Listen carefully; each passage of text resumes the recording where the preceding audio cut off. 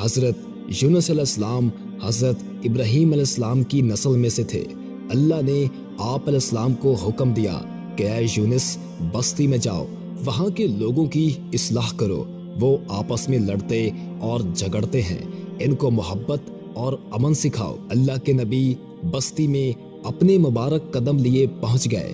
آپ علیہ السلام مسلسل اللہ کا دین لوگوں کو سمجھاتے رہے کہ آپس میں لڑنا، جھگڑنا، نفرت کرنا اللہ کو پسند نہیں، لیکن افسوس وہاں کے لوگ آپ کی توہین کرتے رہے، اس پیغام حق کو مذاق سمجھتے رہے۔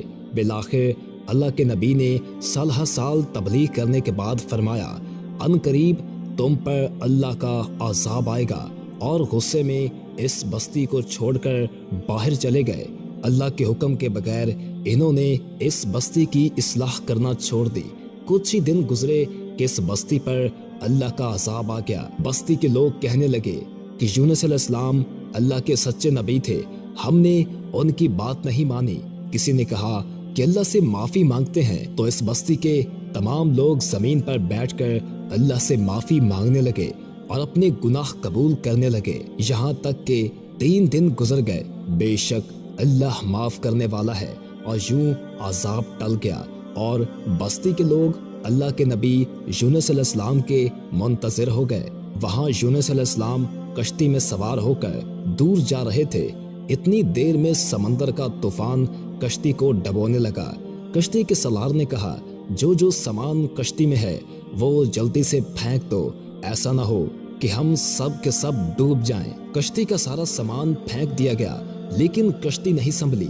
بالآخر کشتی کے سالار نے کہا کہ ہم میں سے کسی ایک کو سمندر میں اترنا ہوگا، پھر شاید کشتی سنبھل جائے۔ سب ایک دوسرے کو دیکھنے لگے۔ سالار نے کہا، قرآن اندازی کرتے ہیں، جس کا نام نکلے گا اس کو قربانی دینی پڑے گی تاکہ دوسرے لوگ بچ جائیں۔ پس سب کے نام تحریر کیے گئے اور قرآن اندازی کی گئی۔ تینوں مرتبہ پرچی نکالنے پر حضرت یونس علیہ السلام کا نام نکلا تو حضرت یونس علیہ السلام نے فرمایا، میں سمجھ گیا یہ اللہ کی مرضی ہے، اور اپنے آپ کو سمندر کے حوالے کر دیا۔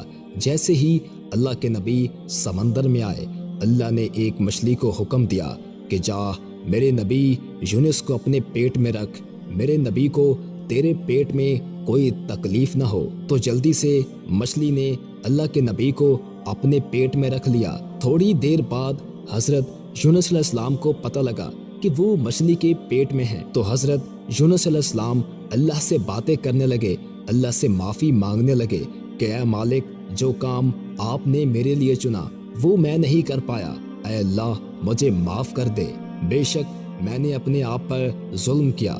پس حضرت یونس علیہ السلام کی دعا اللہ نے سن لی اور مچھلی کو حکم دیا کہ جا میرے نبی کو خشکی کی طرف رکھ دے۔ تو مچھلی نے اللہ کے حکم پر عمل کرتے ہوئے خشکی کی طرف حضرت یونس علیہ السلام کو اگل دیا۔